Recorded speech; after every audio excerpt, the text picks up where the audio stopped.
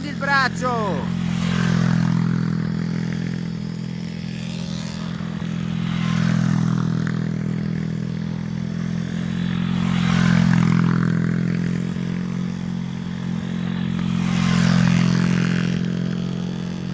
Appoggia il gomito, gira la testa.